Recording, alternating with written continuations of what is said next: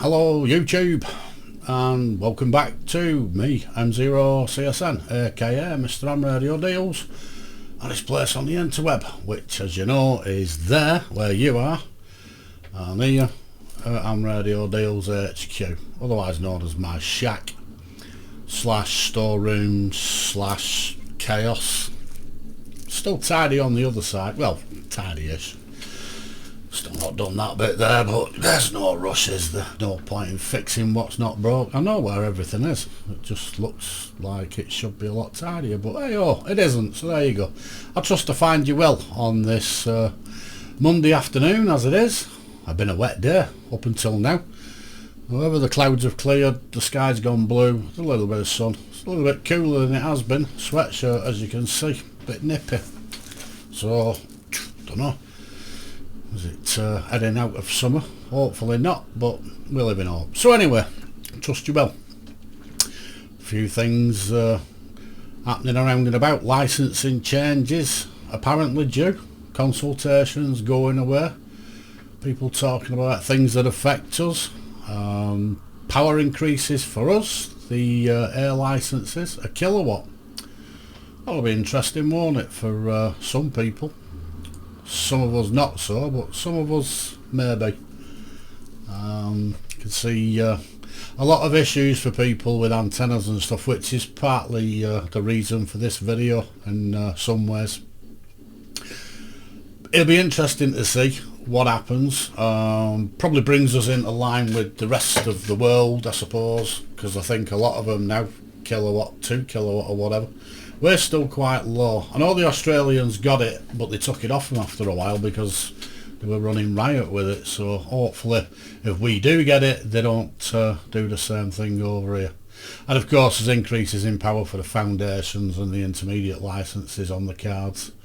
And they're also looking at changing how you sort of renew your license, which I thought, well, that one's a bit crazy. For me, I don't think we should be doing it every 5 years. I think the better way would have been to let Ofcom know that we were no longer using the station, no longer transmitting, we were shutting it down, because I think most people who are licensed to just use it, that's it. And we lead busy lives, we forget to update, validate, you know, you've got to make notes. 5 years is a long time, a lot can happen. And you just get lost in time, don't you, with everything else that's going on in life. So I would have thought that just continuing to use it as you are, and if you stop using it, then inform them that you were no longer running a station or wanted to, because let's face it, I'd say 99% of us will run for life. We don't sort of give it up. I know a few do, but the majority, the vast majority don't. So I'm thinking, well, you know, maybe just to let them know that you were no longer using it would be enough, and then they can take it off the books, scrap your call sign, give it to somebody else, do whatever they're doing, and that'd be good. So that's what I would have done personally. But hey, oh, I don't run Ofcom, I build extensions and houses, so what do I know? Anyway, power antennas, that sort of come into a train of thought with what do we do with antennas? What do we use? A lot of kids starting out. Obviously there's a lot of us that's been around a long time, and we use beams, etc, etc, but primarily for the beginners and obviously people who's been around a while, what do we use?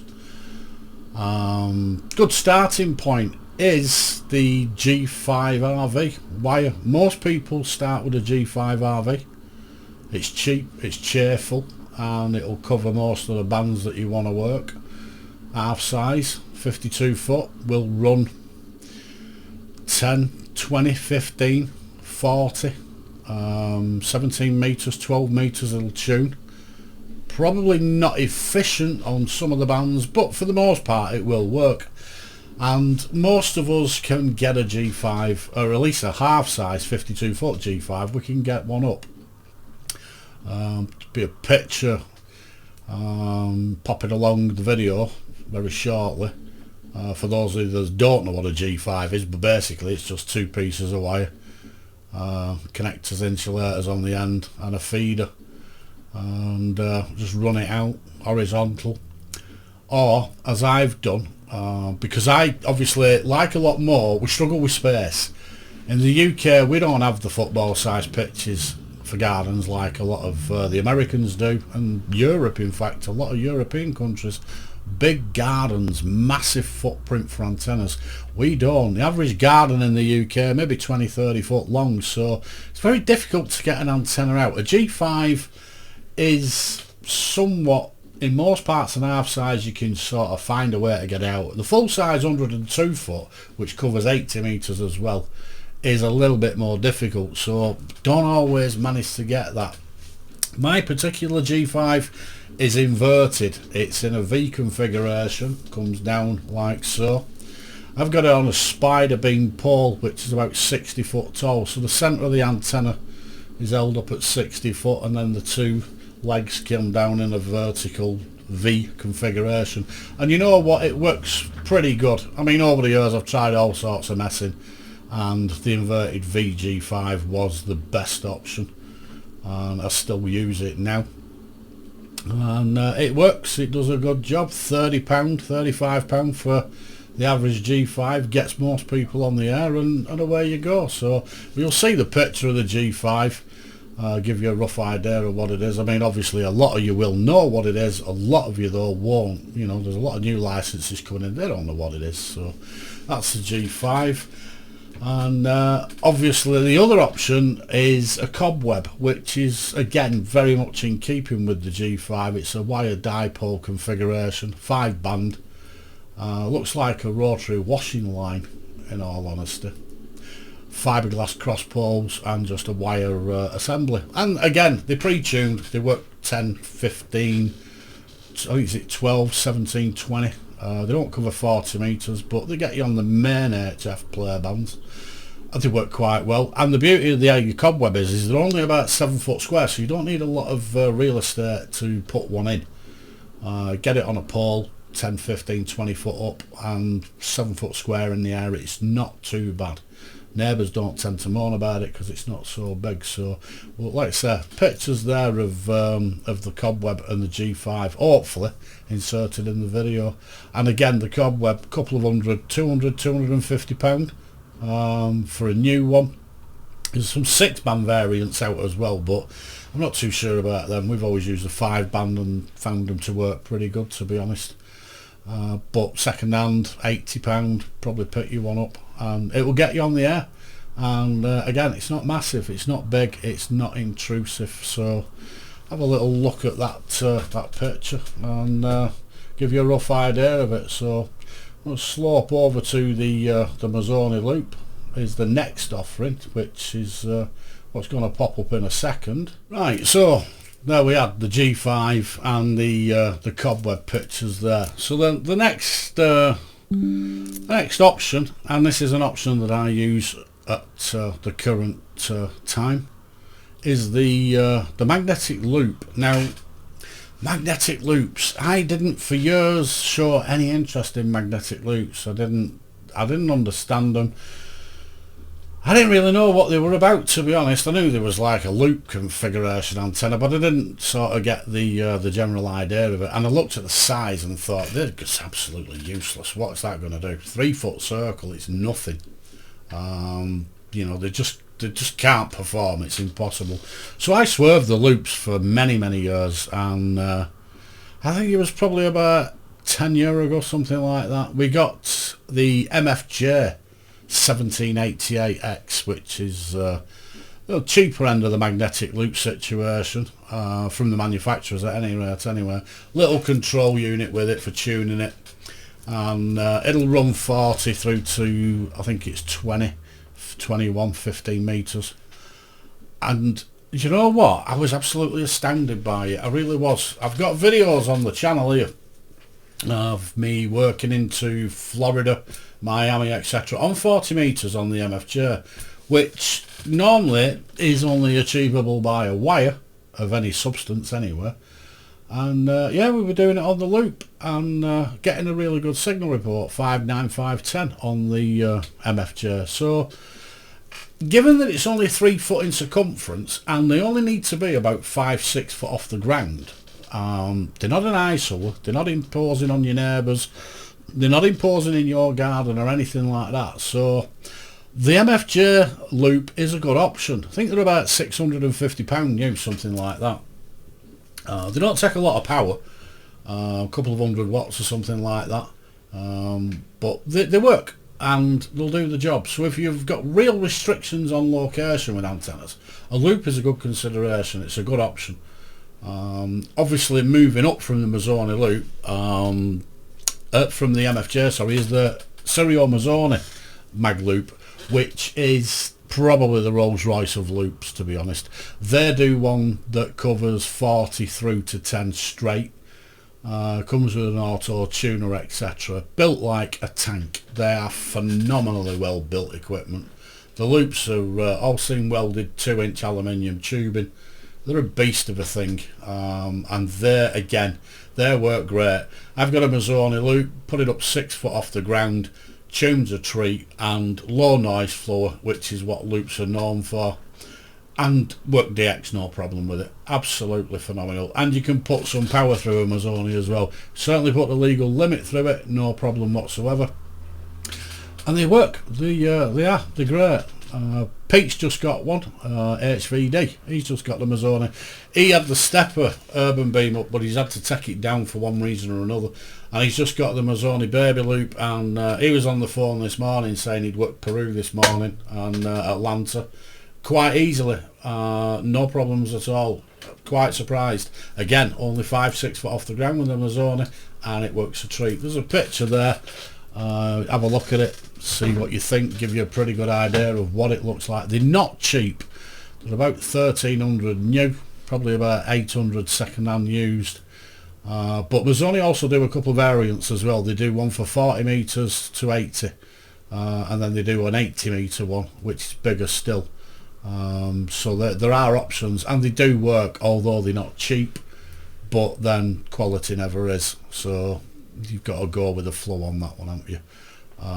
But yeah, for a step up from the wire, I would definitely say that the loop is better performance wise than the Cobweb, better performance than the G5. You can put a rotator on the loop, slightly directional. It's not like a beam, but it is slightly directional. It does make a difference. It's worth a consideration. But yeah, take a look at the Mazzoni loop. It's a belting piece of kit. If you can't stretch that far, the MFJ 1788X, that's a good option. It's not well built like the Mazzoni. Its build quality, it's okay. It does a job. I suppose if you look after it, it'll be fine.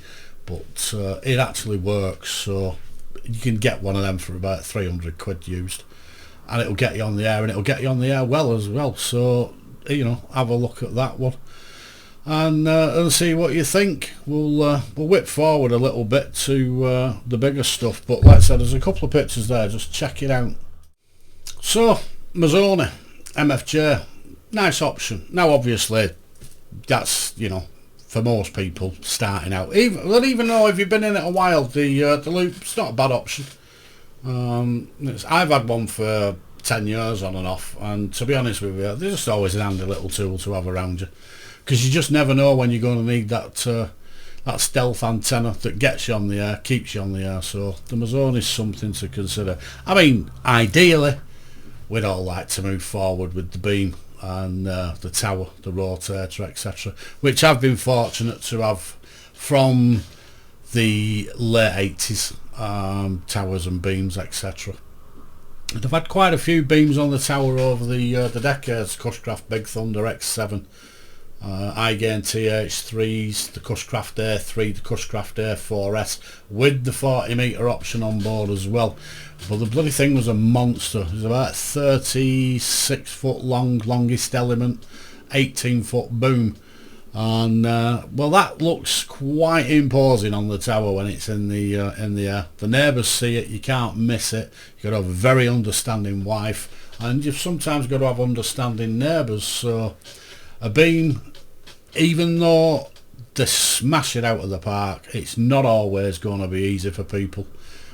We don't always live in an environment where we can put them in. These housing estates these days, and I know because I work on them, the housing estates these days, the houses are put so close together, the gardens are so tiny that most big beams overhang your neighbour's property and your neighbour's space, so it can be a bit difficult to convince A, your neighbour, and B, your planning officer, whether your planning would allow it or not. Sometimes applying for planning doesn't always go in your favour, and I know a lot of people, myself included, we just put them up on the fly and hope and pray that nobody ever mithered, and then get grandad rights after 5 years or so, depending on where you are. That's what happened to me. Way back in the 80s we put it up, and it ended up on the deeds to the house somewhere or another. It's done. I can have what I want, don't get no grief whatsoever. But also these days as well, planning seems to be a little bit more lax. If you get the planning officer on your case, you speak to the planning officer, get him down, have a chat with him, explain what you're doing, 9 out of 10 times these days they tend not to be too mithered, unless they've had some serious complaints over you. But most planning officers that I know of, and again in the trade I deal with them quite a lot, they really don't care. If it's not that imposing, then they sort of like sweep it away, because it's just paperwork and hassle and aggravation for what it is. And it's not CB anymore. And I think with the advent of digital TVs these days and streaming, etc., interference isn't what it used to be, so I don't think they get as many complaints regarding the monstrosity interfering with people's TV. So it's in an ideal world we'd all love beams, but we don't always live in an ideal world. We don't always get beams neither, so there you go. However, the bigger beams, the steppir's, which there'll be a picture showing up on the video, nice if you can have them. Beautiful beam, does extremely well. They just work DX, but they only make their own DX as well. You can go on the band with a steppir, and I've got friends local, 3 of them that's got steppers. They're hearing DX, I can't even hear. It's not there, but it is for them, which is nice if you can put the steppers up. They're monsters though, they are big, and I just don't want the aggravation now, because as you get older, maintenance is a big issue. You've got to keep getting up and down, you've got to get the tower over, and sometimes you think I just really can't be bothered, so tend to I don't know, wishful thinking, sit there longing, looking at it thinking yeah it'd be nice, but reality is not interested. Them days are gone. So the current beam I've got, and I've had for 20 years now, is the Cushcraft MA5B, the mini beam. Now the Cushcraft, it only went up as a stopgap. I had the A4S up, like as I told you previously, and we were away in the Canaries, and we got battered by a storm up this way, and the A4S took a serious beating. It ended up in pieces. It just destroyed it. So we came back from the Canaries, we had an MA5B, a brand new one in the box, and it was a case of, well, you know what, I'm going to put the MA5 up as a stopgap before I'm off the air. I'll put it up, I'll just play with it until I find something that I want to put up. And I'd read a couple of reviews on it, and it was an Italian station. He'd reviewed it, and he's basically said, look, if you put the MA5 up to the letter by the measurements off Cushcraft, you'll never touch it again and it'll serve you well. And it's like, well, we'll give it a go. So that's what we did. That MA5's been up 20 years and it's worked everywhere. I've been all over the world, everywhere. Far East, Middle East, Asia, Japan, China, Australia, New Zealand, Caribbean, Mexico. I've been everywhere. I've worked all sorts. My logbook's littered with the X, all on the MA5B. Now people say they're not all that. Well, they're alright, maybe, maybe not, but logbooks don't lie. And to be honest with you, if I can air it, I can work it. And like I said, I've worked a hell of a lot of DX. So the MA5, I would not sort of turn away from. A smaller beam, it's about a 7-8 foot boom, longest element's 16 foot. Pretty reasonable on the eye, it's not massive, and most people get away with it. I know quite a few over the years that's put them up and they've stayed up, so not to be sniffed at, I wouldn't have thought. But yeah, there'll be a picture there bouncing around on the video, you'll see it. The MA5, nice little option, about 700-800 quid now, maybe a bit more I think. From MFJ's took Cushcraft over and stuck the prices up, so it's not as cheap as it used to be, but you can pick a second-hand used one up in good nick for 200-300 quid. Not to be sniffed at. They work, get them on a rotator, job's a cracker, they work well. Check that one out. If you can't get the big beams up, MA5's a seriously good contender. There are other small mini beams about, but I have to be honest, I've had dealings with some of them, and there's none come close to the MA5B in my humble opinion. And mine's been around for 20 years, so I'm pretty much think I'm qualified to comment on the MA5 and how good it is and what it can do. And trust me, 20 years, that beam's only been down once, and it wasn't down for the beam, it was down because the rotator failed, not the beam. It's gone back up and it's just carried on working, so consider that one. So like I say, picture there on that one, check that one out, and let's move on to the next one. So MA5Bs, yeah, crack on with them. They're great, they're alright. They're not the best looking beam in the world with the cap hats and that, but you know what, they work. I mean, moving on, and X-beam, you've got to mention the X-beam, the G3 TXQ X-beam that Amp makes, MW0JZE. He makes the TXQ X-beam, phenomenal antenna. It's not I don't know, it's not a major manufacturing feat, although Ant does go to the extremes on manufacturing. Every bit of quality goes into his engineering. He makes a fantastic antenna. The X-beam, as you will see, it looks like an umbrella blown inside out in a lot of ways. A lot of you will have seen the X-beam, a lot of you won't have seen the X-beam. But they look like an umbrella inside out with no umbrella material on it. So basically 5 poles strung round 5-6 wires, 5 band or 6 band. They'll do 40 meters with the add-on. They're quite big, but they work, and they do work as well. Very, very good at performing. A lot of DX on them. I know quite a few guys up here that's got an X-beam. I've got one in the wind. I've sort of like not been able to get it sorted yet. I was going to get it up, compare it, see what it was like with the MA5.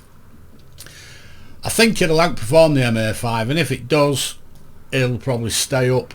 Will it outlast the MA5? I don't think so. By nature of the manufacture with the X-beam, they're just fiberglass poles and wires, so susceptible to storms and, excuse me, extreme conditions, ice and snow. You'll see, if you Google X-beams in extreme weather, you'll see a lot in the American states where they've had ice and snow, and they've weighted down and it's turned the X-beam from that way to that way, snapped a lot of the wires, snapped poles, all sorts of stuff. So in a good storm they can get blown to pieces. Luckily in the UK we don't see too many storms that are capable of doing that, but that's not to say that we don't see any that will. So that's something to think about. But on the back end of it, the X-beam is a solid performer, cracking antenna. I think they're about 750 quid new now offhand. MFJ do one which is about £1,000, but MFJ want more for everything anyway. Second hand 300, 400 quid, something like that, depending on if you get the 40 metre option. But again, belting antenna, good solid performer, DX machine. A lot of people work a lot of DX on a Hexbeam. The only thing is they're big and they don't look so cute. You know, you put one up, your neighbours might have a bit of something to say about it. You do need them up 35-40 feet to make them work the best they can. And again, comes down to whether or not you can get it up, get it in the area that you live, and people don't complain. So it's a consideration, but you know, that's the options. You'll see a picture of it on the video here, and obviously there's plenty of information on Google. So for coming into the hobby, there we are. You know, start off with a G5 and the Cobweb. Those two options, cheap and cheerful. They'll get you on the air, they'll do the job, they'll get you contacts, you'll hear the X. You might not hear groundbreaking DX, but you will hear some DX. And then obviously move up the loops. The loops, they're not going to smash the DXCC, but who knows? You know, you get out what you put in. But they actually do work and they perform, so not a lot of money. And in a lot of ways, you know, some people, most people, they're just happy being on the air, working the DX, working the radio. So a loop will do it for you. Great idea, great antenna. And again, easy on the eye, doesn't cause you a lot of grief. You can soon get rid of a loop you know, lose the aesthetics of it, get it nice and tucked away. As long as you keep it away from anything metallic, it'll work fine, won't have any problems. Vertical antennas, never been a fan of them. I know there's quite a few, the Hustlers, 6-band, the Cushcraft R6, R7s, R8s, etc. The thing with verticals is you really need a good ground plane. You need radials in the garden, and you need lots of them. And again, small gardens don't lend themselves to lots of radials, don't make it easy. So we find it where, you know, in the UK we just don't get the radial systems out, whereas the Americans and the likes, they could get all the massive 20, 30, 40 foot radials out, and 60, 70, 80 of them. We're struggling for that, you know, we don't have the gardens. So verticals, hit and miss, not in my book. I've never had any success with verticals, so, and I don't know many people that have neither. The only ones I have heard that have gotten working great is the ones with big gardens and lots of space, and I'm not one of them, and I don't know many that are. Then of course, like I say, the beams, the steppers, the Hexbeams, the MA5s, etc. That's moving up a level, towers, and understanding neighbours, etc., etc. Probably when you're a bit more experience under your belt, and you've spent a bit of time cutting your teeth with other stuff. But it's a natural progression, and eventually over a year or two, once your neighbours have got used to you getting antennas up and causing all sorts of chaos and ruining the skyline, put it up. Hey, crack on. It's a bit like getting a car in it and then turning up with a motorhome 40 foot long. You know, they might not like it, but hey, that's the way it is. So there you go. That's the take on antennas. And of course, with these new licensing changes and everything, and obviously the air classes and new air classes as well, you know, just because you're an air class doesn't mean you've got experience behind you. You know, you might have done the exam for the FL and the intermediate and the air class within about 6 months these days. I don't know what it is, but I know you can do it pretty quick. So it doesn't necessarily mean you've got loads of experience in antennas and the chaos that power and antennas can cause. And trust me, there's a bit. So, you know, good to do your own work, good to know what your limitations are and what your antenna's limitations are with your power. And of course, don't forget, coax is a major factor. Don't be buying big antennas and going on eBay and spending 20 quid on coax and thinking you've done it right, because the chances are you haven't. If you're going to buy a big antenna with a big amplifier, then you need to be spending a hell of a lot of money on some decent coax as well. Messi and Poloni seems to be the stuff these days. I've got some myself. It is good gear. It's not cheap, but it's good gear. The losses on it are really, really good. RX and TX, don't forget, when you're using like coax on VHF, cheap coax loses a lot of the signal. Expensive coax doesn't lose the signal, and it works the same way going back out as well. But more so on HF with power, keep the coax nice and decent, and saves you a lot of aggravation, so considerations worth thinking about. But there you go, a little bit of an heads up. Like I said, most of you'll know, you'll be sat there thinking, what's that baldy dick going on about now? But there's a lot worse. You know what, when I passed, I didn't have a clue. Even though I've been on CB a long time, but the big wide world of ham radio, there were so many antennas. There's a lot of smoke and mirrors with a lot of antennas as well. These antenna manufacturers and radio dealers will tell you anything to get you to buy their junk. And some of the antennas are exactly that, the junk. You know, the thing is, certain things cannot work. Fundamentally, they can't work. But they still dress them up and sell them you. And it's only when you found... And the biggest one I ever found for that, I won't put it out fully, but it was something P6. Multi-band antenna, quote unquote, and it was the biggest pile of dross I'd ever had the misfortune of using. If you want to sit and listen to S9 of pure ash and no signals, that's the antenna that you want to get. But there's a lot of antennas like that, and there's a lot for sale in the shops. Avoid them. Stick with the tried and trusted ones, the G5, the cobwebs, the beams, the Hexbeams, the steppers, the trusted ones, tried and trusted. People use them successfully and they work. So too far off that line, and you're going to spend a lot of money and end up with a lot of heartache on a lot of scrap aluminium and heaps of wire. See, the other one with wires as well is there's a magic one, isn't there, with the balance and the ununs and everything, and 10 foot of wire and it gets you on all the bands. It's a load of twaddle. All it does is it tells your radio that it's matched at the end, and the antenna, the piece of wire, pile of crap, doesn't work. So bear that in mind and you'll do okay. Right, gonna leave you with it. We'll try and put this together, see if I can remember how to do it. This will be interesting, won't it? This video might not even make the cut. We'll see, won't we? If it does, I'll see you on the review slagging me off, and if it doesn't, I'll see myself on the video doing another one. But hey, oh, there you go. Have a lovely Monday. Catch you later on. Thanks for the likes, thanks for the subscribes, thanks for the comments. Always appreciate them, and always look forward to the next ones. We'll catch you later on. Cheers for now. Enjoy it. It's been emotional. CSN out of here.